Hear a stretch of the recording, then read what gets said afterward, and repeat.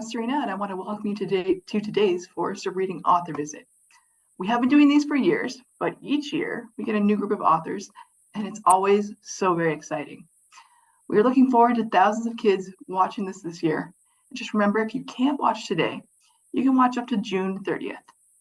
So this session will be divided into two parts. It's obviously this intro, and then our nominee is going to do a little bit of talking, and then we're going to open up to some questions and answer period. This will give us an opportunity to get to know our nominees a little better.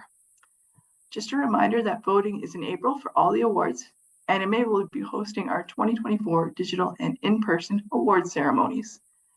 Tickets are now available for our book festival in Toronto for May 14th and 15th, and our digital ceremonies will be released on May 16th. So with us today, we have Kate McLaughlin, author of Pieces of Me, nominated for White Pine. Kate grew up in rural Nova Scotia with only her imagination and the Bay of Fundy to keep her entertained. This imagination was encouraged by her mother, and Kate began writing at the age of 8. She's published more than 50 books under different pen names, including What Unbreakable Looks Like, White Pine award-winning book Daughter, and of course this new one, Pieces of Me. We're so excited to have you here today. Over to you, Kate. Oh, thank you. I'm going to brag a little bit because What Unbreakable Looks Like was a White Pine winner too. That's right. So this is actually my third year, my third nomination, and I'm very humbled by it because to me, having that audience recognition, the reader recognition is so very important. You want to know that your book resonated. And so to get that kind of feedback from the audience, from the people it was intended for, it's intended for high school kids. And so to get that back and to know that they've enjoyed it and then, that they liked it that much. Anyway, it's just an amazing, humbling experience. And last year getting to do it in person was crazy. So of course I'm like, okay, let's book the hotel, because I have to go back and do it again. So this book, Pieces of Me, is about a young woman who, spoiler, I guess, finds out that she has dissociative identity disorder. And through the course of the book is going through therapy, starting this relationship with this boy, trying to heal some wounds with her and her family, but also get to the root of what caused her to make this, for lack of a better term, split as a child and develop these protection mechanisms in the form of other personalities residing inside her. So it's not exactly a light book by any stretch. And I think the only real problem for me was having to try and encapsulate the whole thing within 300 and some odd pages, because normally she wouldn't have gotten a diagnosis quite this young. It would be rare. Some people don't find out until they're much, much older. And then, of course, it's by process of elimination. So by the time the book starts, she's already had several different diagnoses of different mental health things that people with DID are normally assessed as before the real diagnosis comes to light. So this is why some of her friends actually start doing individual research and coming to her and saying, I think maybe you have this. Just so that I could try to make it a little bit more realistic that within this time frame of several months to a year, she's uncovering all of this. But I wrote the book because when I was in my, early 20s, I was sitting with a friend of mine who had some horrible things happen in her childhood. And she looked at me and she said, do you ever lose time? And I said, what do you mean? And she's like, do you ever just look up at the clock and see what time it is and realize you have no idea what's happened in the last several hours? And I said, no. that was sort of the end of the conversation. Stuff happened. We ended up, growing apart, not being such great friends anymore. And I did find out years later that she had been hospitalized and then subsequently diagnosed with DID. So, there's always that moment where you wish you could have understood or you wish you could have seen more, because looking back as an adult, I can see all the places, I can see all the parts of her that were actually different individuals when I look back, that at the time just seemed like, oh, it's just, okay, today she's in a good mood, she's feeling like this, or she's being silly today, so and that would have been one of her littles coming out. And so it just made me develop an interest in it. And then I met a psychologist online who also has it, who also has DID, and they were just so very helpful in it.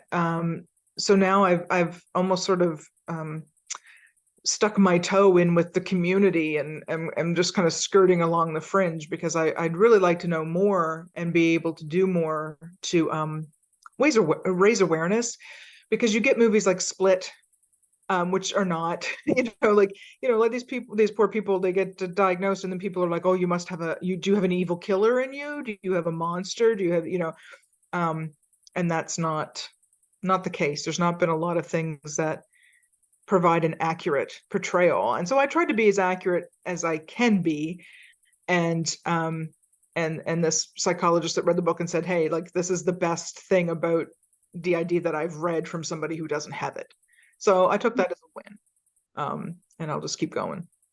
Yeah, and what I found really great about the book was that it came from a place of protection. So they were all trying to protect the character, right? And that's what they were about, right? They were protecting pieces of that person, Dylan, and right? This is what it's all about. It's all about protection, even when, and a trigger warning, even when there is the, I'm not sure the correct term anymore, but I'll say the unaliving event that fails, but that is done out of a sense of preservation, of protecting the secret. And so that can seem really strange to people. Yeah. Why would you do that? But to something that started, to a personality that started when you were basically somewhere under the age of 9, or even under the age of 7, it makes perfect sense. Yeah, exactly. And what I appreciate about your books, and I'm thinking about what Unbreakable looks like, Pieces of Me, is that there's always this hopeful element to it. You're dealing with these topics, but then you show really great opportunities of healing, of moving forward, of dealing with these things. And is that something you've consciously done to kind of help young people who may be experiencing some trauma? Yeah, it's so funny you said that. My older sister and I were talking the other night, and we grew up, rural Nova Scotia, and thinking about it, like, I never thought there was anything different about the way we grew up. But we grew up with a lot of kids that had horrible backgrounds, I guess, for lack of a better term.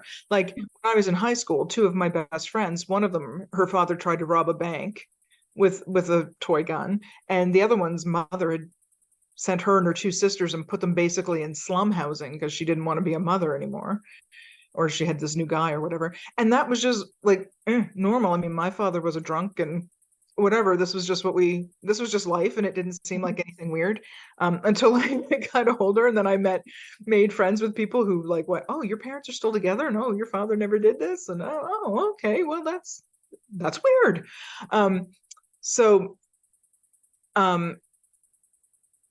But the point to all that is the fact that we all grew up okay, relatively speaking, right? And I want there to be that hope, because for anybody who is reading these books, I wish there had been books like this when I was a kid. How's that? Like, and when even when I was like 16, or something, like, to find something like this that reflected my life back at me, but then also had a message of, hey, guess what? It's gonna be okay. Yeah. Fabulous. And there wasn't a lot of that when I was younger. Like, a lot of the young adult books when I was growing up was like Sweet Valley High, which was so outside my realm of understanding anyway, but rich kids in Beverly Hills. So I would have liked to have had stuff like this. And so hope is a big thing for me. I think I'm an internal optimist, and it's just that whole "it gets better" thing. And I don't want anybody coming out of one of my books feeling really depressed and, hopeless. So, yeah. And to that as well, like a lot of the male characters that support our main characters, like Dylan, they are positive in their world. And was that something you consciously did as well? Because I'm thinking of, I think of I this. mean, there's a lot of toxicity out there, obviously, and I've made it several decades now, having experienced some of it myself. Mhm. But I was really lucky to marry a guy that doesn't carry any of that, and he never did, even as when he was young. And I think it's important where so much attention is put on toxic masculinity that we also need to remember that, and I hate to be like the not all men, but that there are guys out there who are, male and male presenting people out there that are decent and lovely and supportive. And maybe if we talk more about that, more of them will aspire to be that. So I think that's important. Yeah. Especially Yeah. when I'm writing books in which oftentimes the really horrible stuff that was done by a guy, uh, Hmm. done by a male. So I just think it needs to be, it needs to be balanced. Yeah, I know I appreciated the balance of it. It was great to see because in so many young adult books, the male characters are just terrible. And yet we have, this representation of somebody who is Mm. not. I was like, oh, that's so nice to have that. If I, was a male or represented myself as a male, it would be great to have that, see that in a book. Yeah, yeah. And I think everybody deserves to be recognized. And um, I understand fully that the real voices Mhm. is very necessary. Um, I also understand that there's still in some places where those real voices aren't getting heard, and if I can use my platform at all to try and help, I mean, I would love to work with people who are, who are not getting their stories out there. So yeah, I think it is important to say that, but and to do that. But if you're going to tell a story about something that you're not, so I've never been trafficked, thank God, and I don't have multiple personalities. But I did a lot of research and then talk to people who do and Mhm. and try to be as accurate as possible, and then have those early readers go through it as well. So when you're looking at a book and you're looking at something like Pieces of Me, how of a process does it take? Because you've got to do all the research, you got to Mm. write that terrible first draft that everybody hates, I and love my first drafts. continue writing, you know. I actually love mine. It's the what I call basically verbal diarrhea, which is a lovely term, I know. Um, the first quarter of the book is the hardest for me, and then it's just like it just all kind of runs out. But yeah, there was a lot of research, and it helped too that this was something that I'd had an interest in. So I'd already, been watching or already had subscribed to a couple of YouTube channels from people who have DID. And it was interesting watching them being so brave to be out there, because this is still a thing that a lot of people will say you're faking because it's such an individual disorder that it presents differently with everybody. So they'll be like, "Oh, you don't do this, so you can't be this." Um, there was actually somebody. I think they even said that they had DID. I'm not sure, or no, it was a psychologist. I think wrote a review of Pieces of Me and said that they didn't buy it because the because the main character had no shame, wasn't ashamed of herself, or wasn't ashamed, like there wasn't shame attached to a lot of this. And that made me so angry, and actually made the psychologist that I worked with very angry, because they've worked so hard to not have shame. And it's not a criteria kind of thing, right? Like you don't have to be like, oh, I'm horrible, or hate yourself on some level um to have this. But here was this person writing a review saying, because my character didn't hate herself, that obviously I hadn't done and I don't even know if this person even read the book, to tell you the truth. I'm not sure if it was a review or just an offhanded comment somewhere, because I try not to read reviews very often because I get stuff like this. But I was just, it's one of those moments where you're just like, oh my God, I did all this work, and If they had only read the, if they'd only read the acknowledgments in the back of the book, they would have saw that I had spoken to somebody. And that was it too. That was just the assumption that I hadn't done any research that really upset me, because I do a lot of research for all my books. Yeah, yeah.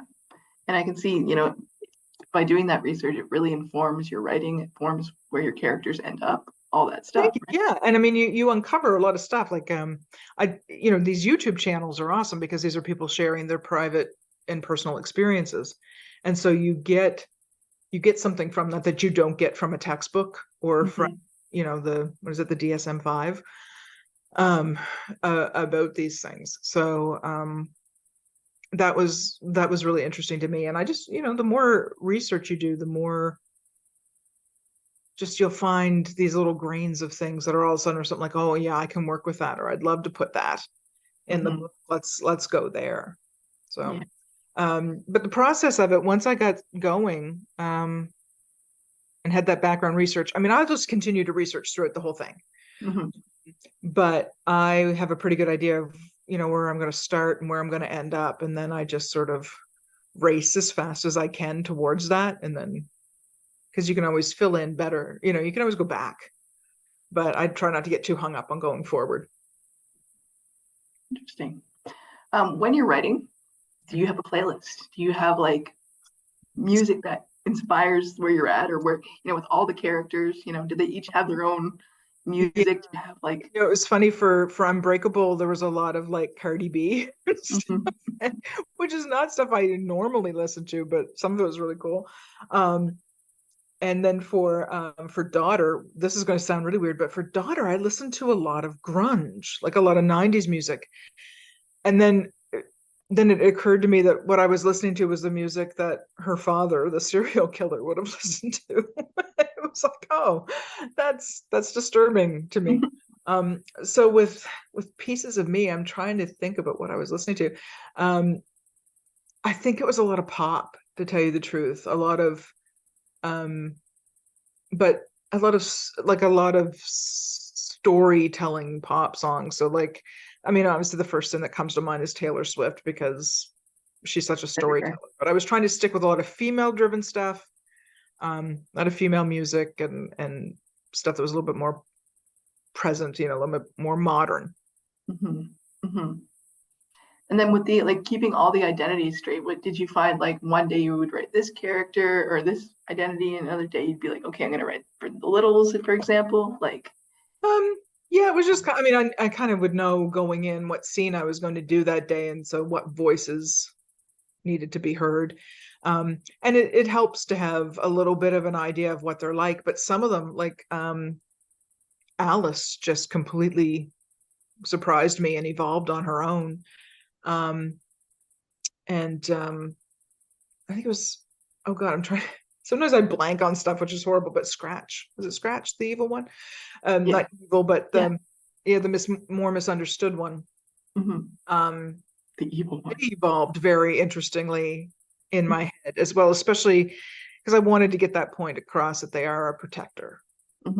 Yeah. So it was, I mean, I fast tracked a lot of things, like the integration and whatnot of a couple of the personalities.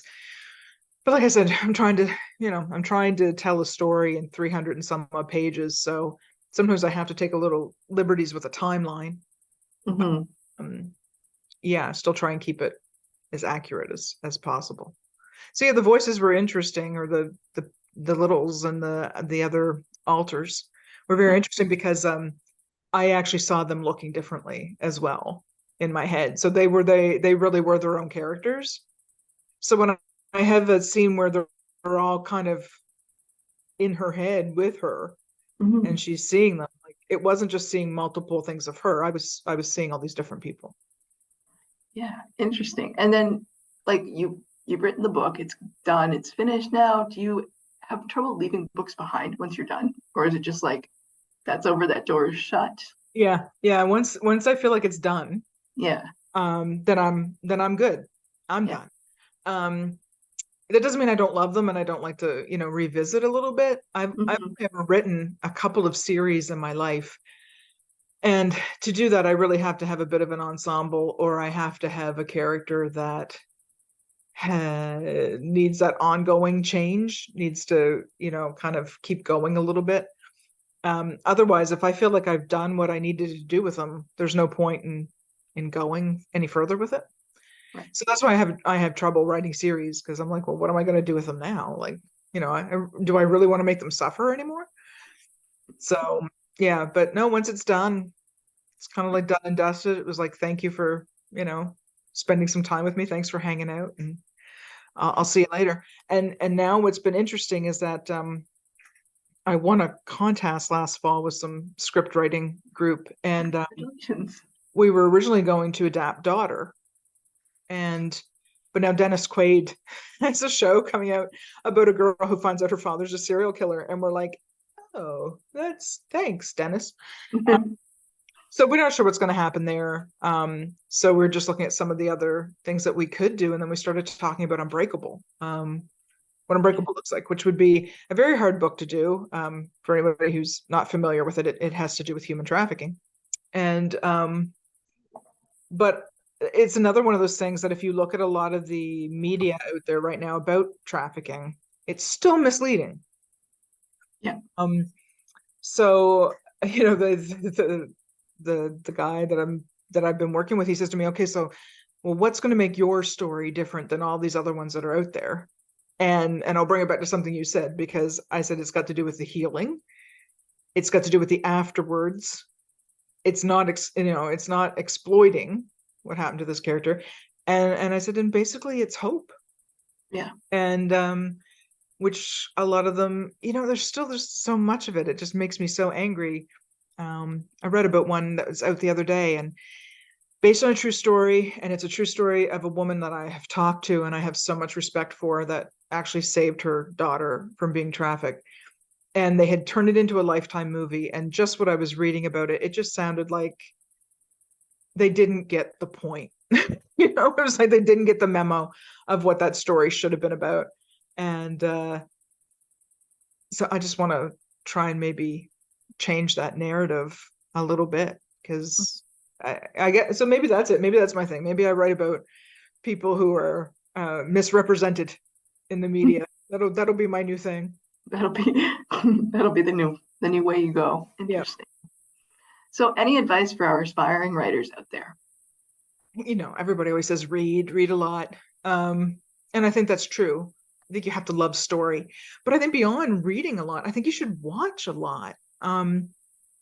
Because the thing about TV and movies, short films and all that kind of things, they have a limited way to tell a story. I mean, they have to do so much showing versus telling.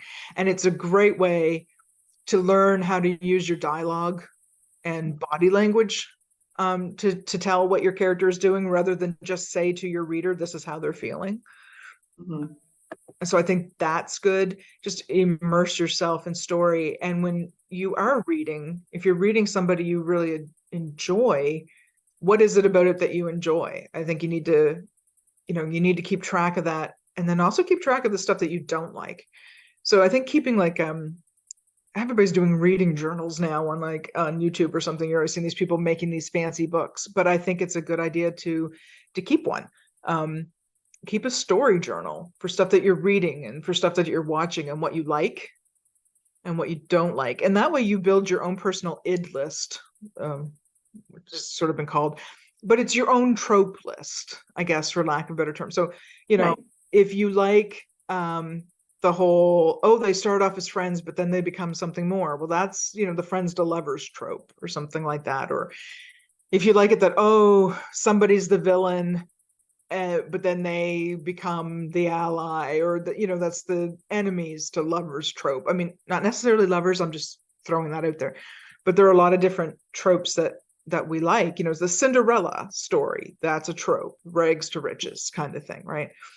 And so keep track of what you like, because then you can really pick, instead of going, oh, maybe I should write a book like Twilight. I'm dating myself, I know.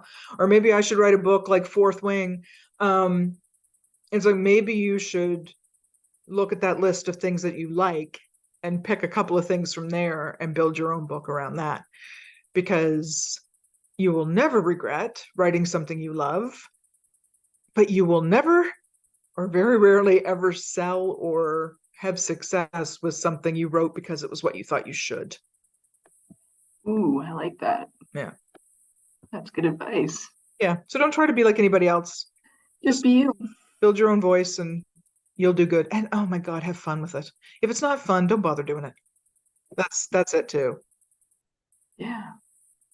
All right. My last question Hey. is, how does it feel to be nominated for the Forrester Reading this year, being among Canada's best? There is such a, again, it comes back to the fact that it's teens that Mhm. that do the voting. And that just means so very, very much.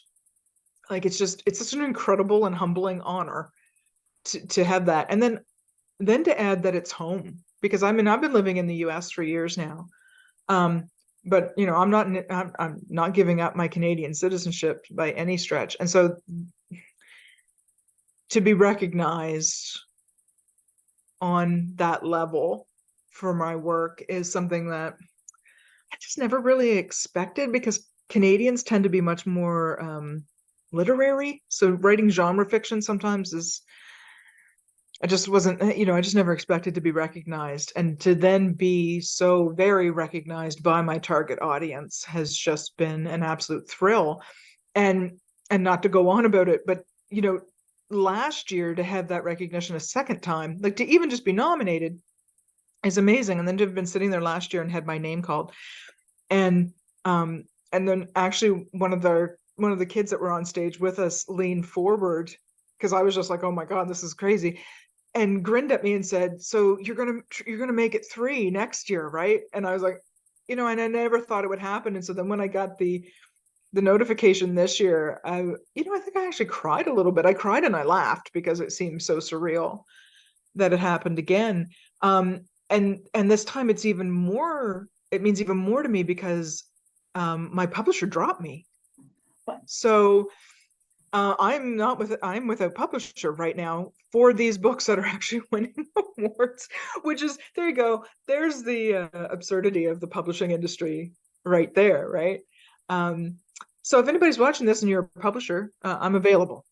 But other than that, so it was, even though, because they have to go on numbers and sales and things like that. And sometimes it can be very demoralizing when your publisher says, yeah, we're not going to go forward with any more books from you.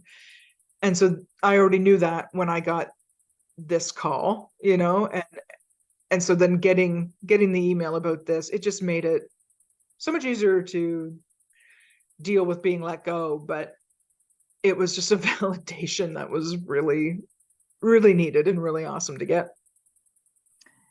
That's crazy to think that. Yeah. Look, Well, hopefully publishers out there are watching, and give an award-winning author. Publishing is about good books and talent second.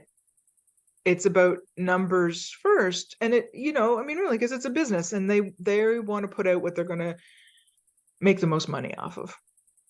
And so that's why sometimes people who are really good writers just don't get the attention, or they don't, or they just don't even bother, because it's not that your book isn't good or that your story isn't good. It's just that they're looking at it going, will most people like this, or will most people in this age bracket, like, does it check these boxes? And yeah.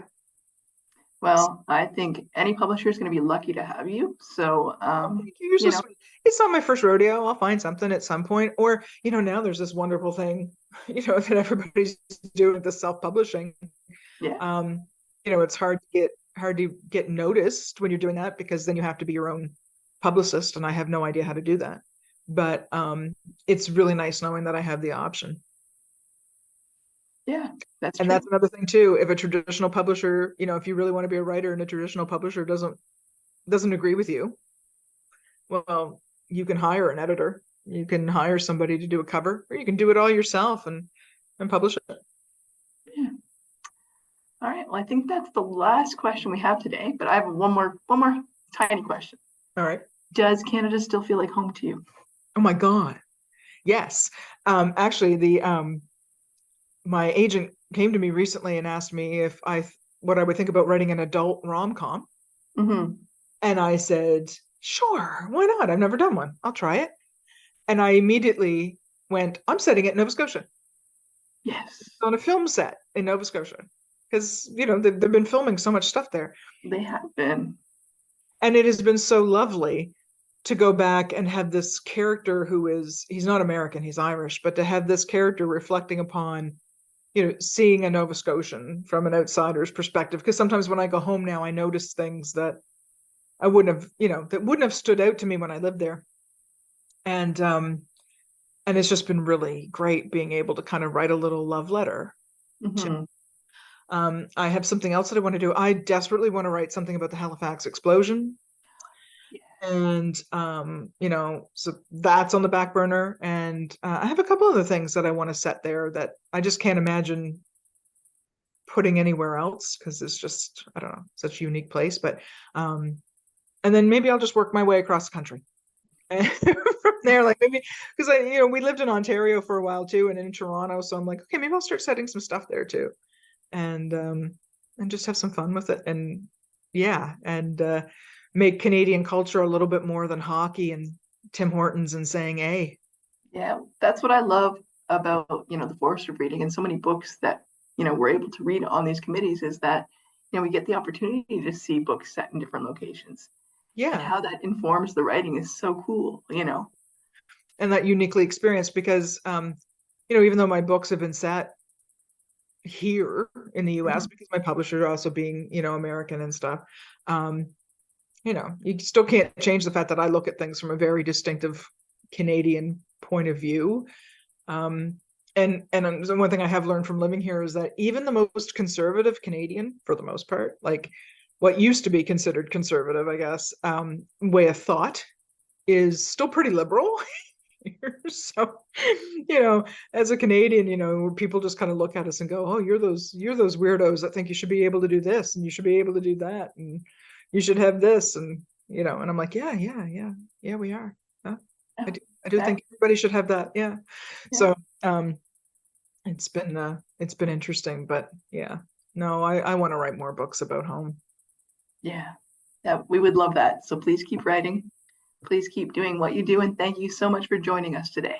You. I know myself and the Forest Reading kids are so lucky to have this opportunity to have you on our screens today. Oh, thank you. I just feel so incredibly, I'm overusing the word humble, I know, in this whole thing, but I just feel so incredibly lucky to be here, and just, it means so much. That's the only thing I can say. It just means so much to be here. So thank you.